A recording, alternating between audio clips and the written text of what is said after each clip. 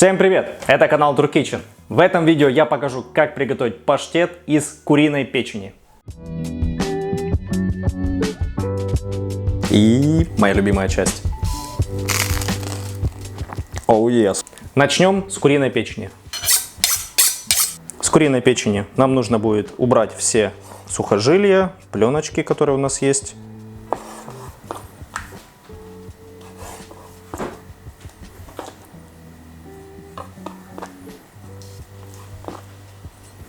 Как и всегда, очень важно выбирать максимально свежий продукт. В данном случае для паштета печень прям максимально важно. Буквально свежую, сегодняшнюю берите, для того, чтобы ничего не горчило, для того, чтобы вкус максимально был такой мягенький, сливочный. Если возьмете немножко полежавшую печень, не удивляйтесь, что паштет будет потом горчить.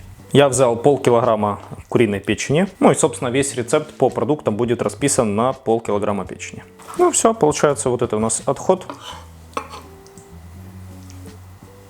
И вот это у нас чистая, красивая печень. Я ее даже не измельчал, мне, в принципе, это не надо. Помимо печени в паштет у нас будет идти репчатый лук, яблочко, желательно сладенькое, морковочка, желательно молодая, максимально упругая, сладкая, и чесночок.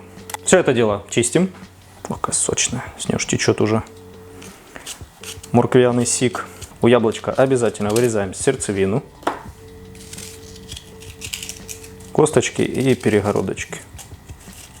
Когда мы уже все овощи почистили, можно поставить сковородку нагреваться с маслом, и в это время мы сделаем нарезку. Сразу добавляю немного масла подсолнечного. Овощи мы нарезаем произвольно, плюс-минус одинаковыми кусками. Так как у нас все будет тушиться, нам нарезка не так важна.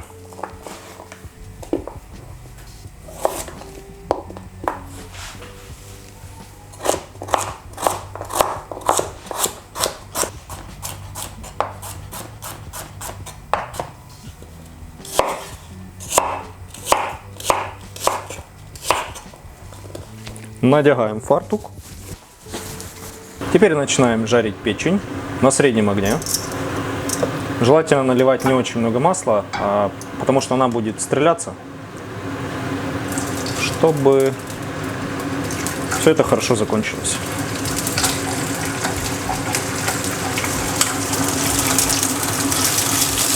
Ну все, нам надо обжарить до вот такой красивой корочки, слегка золотистой. Опять же, для чего нам нужен вкус? Золотистая красивая корочка. Я даже сейчас немножко огонь добавлю. Золотистая красивая корочка это наш индикатор вкуса. То есть точно будет вкуснее, чем если не обжарить.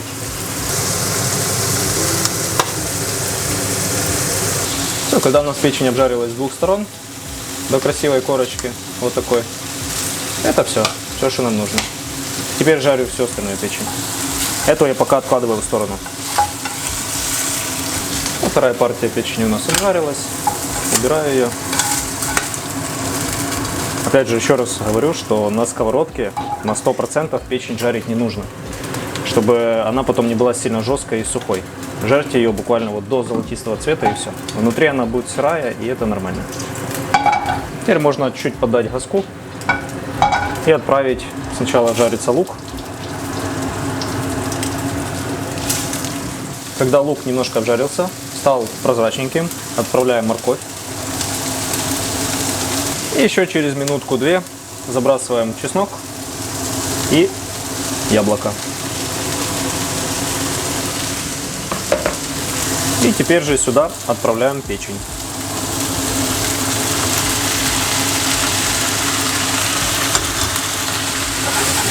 В данном случае я все буду тушить в этой же сковородке.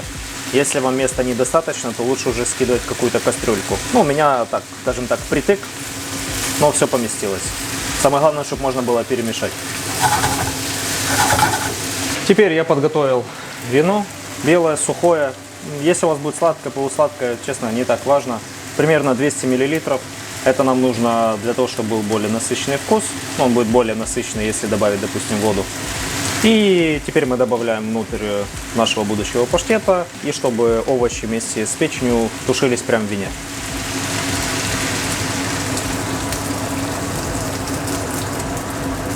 Сюда же я отправлю листочек лавровый, один буквально. Много не надо, чтобы не горчило. Молотый перчик чуть-чуть. Пока что чуть-чуть присолим, щепотку соли примерно. Уменьшаем огонь после того, как вино закипело, до минимума.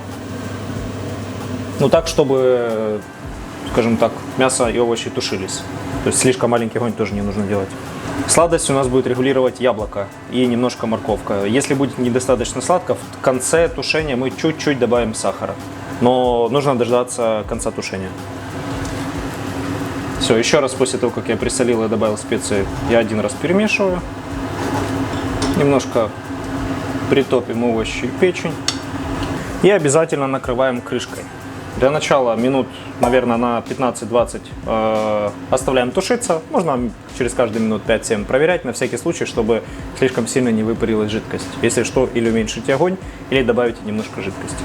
15-20 минут гуляем. Спустя 10 минут проверяем, как дела. Видим, что все в целом неплохо. Уменьшать огонь не надо, но чуть-чуть перемешаем. О, запах. Ой-ой-ой-ой-ой. Это у нас прошло наши 10 минут. Прошли. Все, опять чуть-чуть притапливаем все, что у нас повылазило. Накрываем крышечкой. И еще 10 минут. И еще одни 10 минут прошли. Сейчас нам самое главное проверить, что у нас стушилась морковочка и лучок, чтобы они не были у нас хрустящими. Морковочка еще чуть-чуть как будто не протушилась. Поэтому я еще раз перемешал. И еще минуточек на 7-10 можно оставить. Последние 10 минут прошли. Теперь уже точно выключаю. Как вы видите, жидкость должна оставаться обязательно. Для того, чтобы наш паштет не был потом слишком густым. То есть, если у вас выпарится вся эта жидкость, значит, нужно обязательно в процессе еще добавлять. Сейчас нужно будет это все перебить блендером. Я, кстати, вспомнил, что здесь еще должна быть где-то лаврушечка. Она может быть на дне. Я нашел.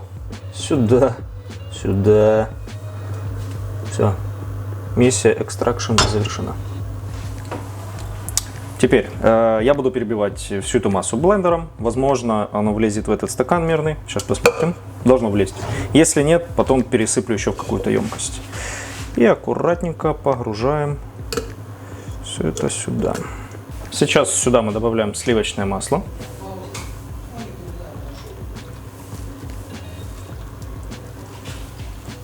Теперь мы будем все это перебивать обычным погруженным блендером. У меня сюда влезло практически все количество. Я начну перебивать, масса немножко сядет, и я добавлю еще все остальное.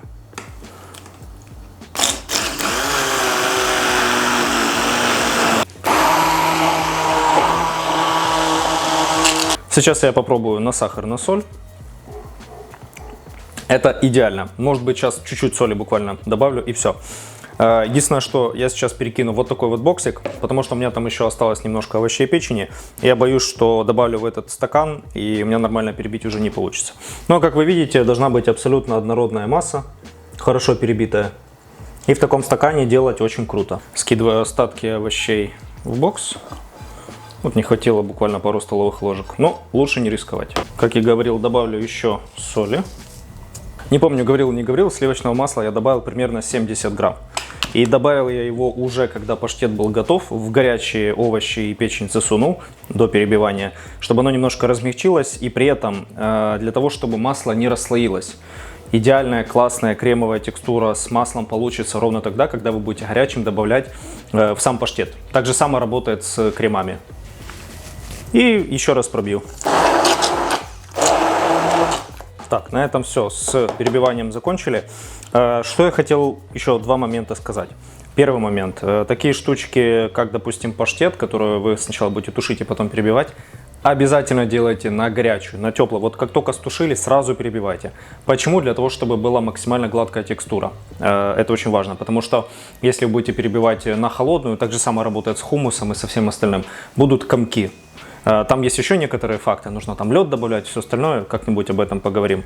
Но в данном случае нужно на горячую, максимально мощным блендером как можно лучше перебить. И все. Все. И второй момент, который я хотел показать. На данный момент, пока оно горячее, обратите внимание, что оно жидкое. В данном случае паштет жидкий. Но как только он застынет, это будет идеальная текстура. То есть он не будет слишком сухой и не будет слишком жидкий. То есть вы потом посмотрите. В данном случае он охладится где-то через час-полтора, может быть через 2. И я досниму видео до конца. А пока что я ему даю остыть до теплого состояния и потом убираю в холодильник. Прошло уже примерно 2 часа. Я чувствую, что еще он буквально такой чуть-чуть тепленький. До утра ждать не могу. Хочу уже показать вам сейчас. Вот он уже хорошо загустел. До завтра он станет еще гуще.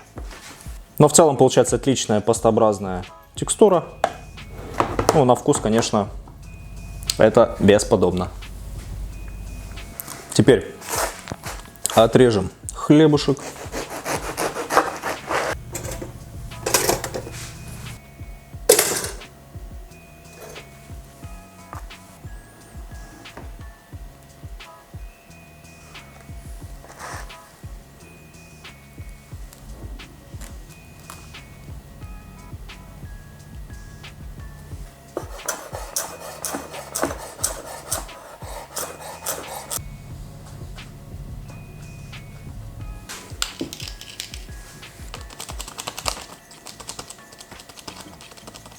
Ну вот и все, паштет готов. Сделали мы с ним брускетту. И моя любимая часть.